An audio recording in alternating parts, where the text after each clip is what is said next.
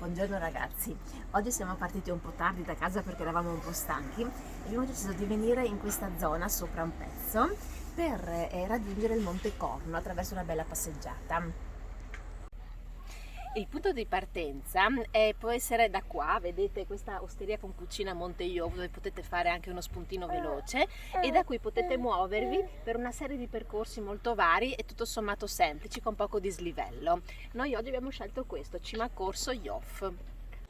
Uno dei percorsi che potete fare, molto semplice, partendo sempre da questo punto, è la visita al biotopo di Cima Corso, che è ricco di una varietà di specie botaniche molto interessanti ed è praticamente una palude che si è insediata nella conca di un antico lago postglaciale.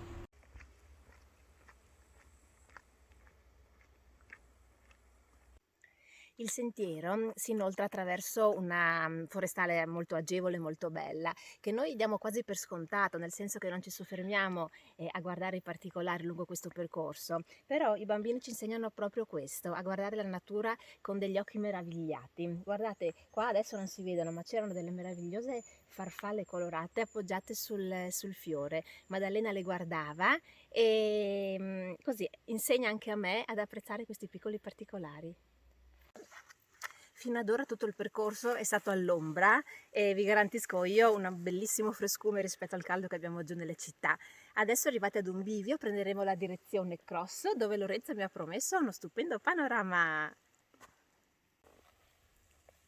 E dopo la gradita ombra data dai faggi e l'aria fresca data dai pini, dagli abeti, ecco a voi il cielo e un bellissimo panorama sul Monte Rest. Dopo aver abbandonato la strada forestale abbiamo intrapreso questo sentiero che dà una vista panoramica su questi monti che vedete alle mie spalle, che sono il Monte Rest, il Verzegnis e la Mariana, e adesso stiamo dirigendoci verso il Monte Iof.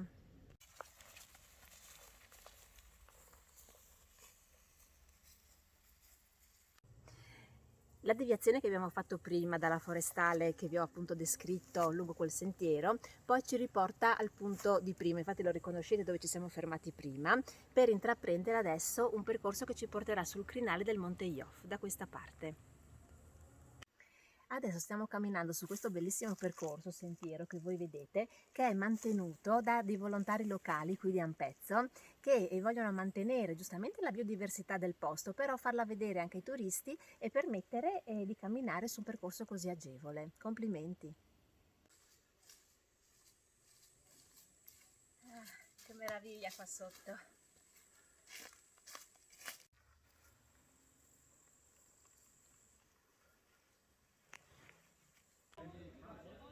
Siamo sul Monte Iof, dove una volta arrivava la seggiovia. Guardate che bella baita, dove ci sono delle persone che fanno festa. C'è questo punto appunto di ristoro, di riposo e questa altalena che ai bambini piace sempre.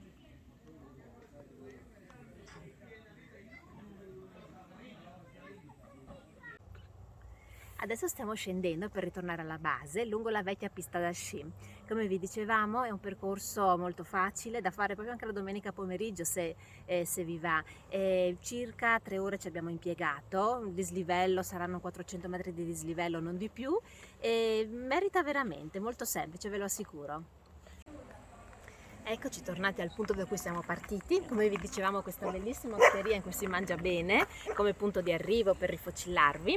E cosa dire, anche oggi ci siamo divertiti, speriamo che voi continuate a seguirci e vi ricordatevi di mettere mi piace se volete appunto condividere con noi le nostre esperienze, e speriamo un giorno di poterle condividere anche di persona. Chissà che non riusciamo a fare anche delle uscite in cui ci ritroviamo con i nostri bambini, papà, mamme, tutti insieme a fare queste belle passeggiate. Intanto vi salutiamo, a presto e un bacio a tutti, anche da Maddalena.